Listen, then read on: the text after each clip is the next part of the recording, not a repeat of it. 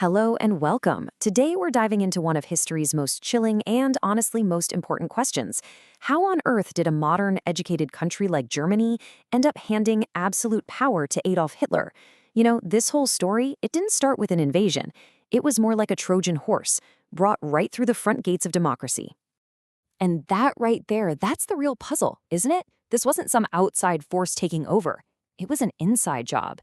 It was like a political virus that used the very systems of democracy, elections, laws, political deals, to completely shut them down. So how does that happen? How does a country literally vote itself out of existence? Well, let's get into it.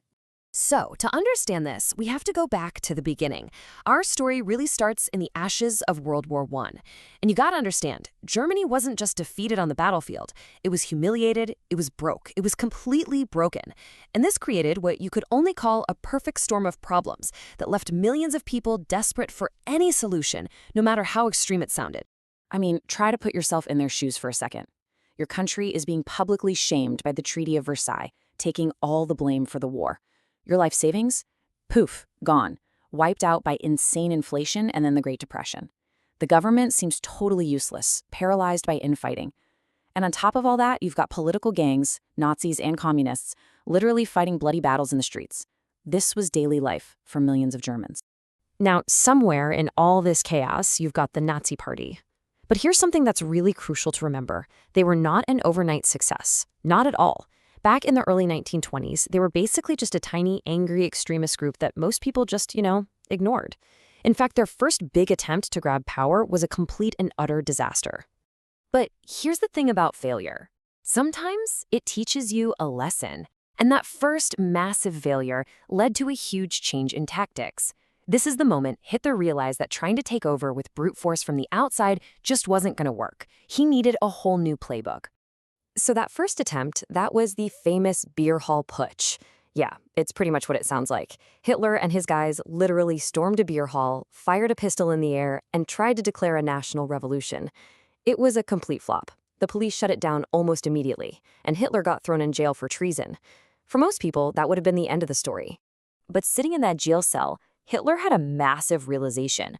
Trying to overthrow the state with force was a dead end, so he came up with a new strategy. He called it the path of legality. The idea was simple and kind of brilliant in a terrible way. He would become that Trojan horse. He'd use the democratic system itself, elections, political deal-making, to get inside the walls of power. And then, once he was in, he would burn the whole system to the ground. For a few years, though, this new strategy didn't really go anywhere. The German economy actually started to get a little better. And when things are okay, people tend to ignore the extremists. But then, an event happened halfway across the world that changed everything. It gave the Nazis the exact opening they had been waiting for. And that event was the 1929 Wall Street crash. It kicked off the Great Depression around the world, and Germany got hit harder than almost anyone. See, its recovery had been built on American loans, and when those loans dried up, the whole economy just collapsed. Banks failed, millions of people lost their jobs, everything. The desperation came roaring back, worse than ever before.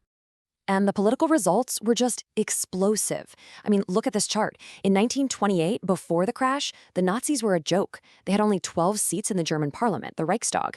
2 years later, after the crash, they rocketed up to 107 seats. And by 1932, they were the single biggest party in the entire country. The connection is just so clear. Economic desperation is like rocket fuel for extremism. So how did they pull it off? Well, they offered people very simple, very powerful promises. They said, we'll give you a strong leader to end all this political chaos. They promised jobs and economic recovery. They promised to restore national pride and just tear up that hated Versailles Treaty. And this is so important, they gave people someone to blame. They pointed the finger at Jewish people and communists, making them the scapegoats for everything that had gone wrong. Okay, so the Nazis now have a ton of popular support, and this is a big but, they still don't have enough votes to actually rule by themselves. And this is where the story takes its final, really tragic turn. It's not about the voters anymore, it's about a small group of powerful political insiders who made a truly catastrophic mistake. So the whole political system was just stuck. It was a stalemate. The Nazis were the biggest party, so Hitler was demanding to be made chancellor. That's kind of like the prime minister. But the old president, a war hero named Paul von Hindenburg, he absolutely despised Hitler and kept saying no. So Germany just stumbled from one weak, unstable government to the next. The system was completely paralyzed. And this is where the fatal gamble comes in. A group of old-school, traditional, conservative politicians, people who were losing their own power, decided to make a deal with the devil. Their plan? Make Hitler chancellor. They thought they were being so clever. They figured, hey, we can use this guy's popularity for our own goals, and then we'll control him. We can tame him. So here's how the backroom deal worked. They went to President Hindenburg and convinced him, finally, to appoint Hitler as chancellor. But they said, we'll pack the cabinet with our own people, we'll surround him so he'll basically be our puppet. They thought he'd just be a figurehead they can manipulate. And so, on January 30th, 1933, they did it. They handed Adolf Hitler the keys to the entire government. It has to go down as one of the single biggest political miscalculations in all of human history. They thought they had put a puppet on a string in the chancellor's office. What they quickly found out was that they had just handed the keys to a demolitions expert, who was about to tear the whole house down with terrifying speed. He hadn't even been in office a full month when the parliament building, the Reichstag, mysteriously burned to the ground. Hitler immediately screamed communist plot and used the crisis to get President Hindenburg to sign an emergency decree. And just like that, with the stroke of a pen, basic rights like freedom of speech and freedom of the press were gone. He can now arrest his political opponents for no reason at all. The next month, March 1933, came the final killing blow. It was called the Enabling Act. Using pure intimidation, he had his stormtroopers surrounding the building. He forced the parliament to pass a law that gave him and his cabinet the power to make their own laws without parliament's approval for 4 years. This was it. This was the moment German democracy officially died. Hitler was now, for all intents and purposes, a legal dictator.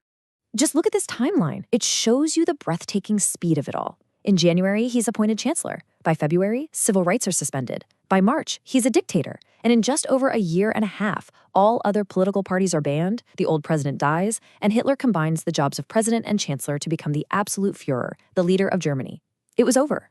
When you look at it all, Hitler's rise to power is just this terrifying case study of how a democracy can fail.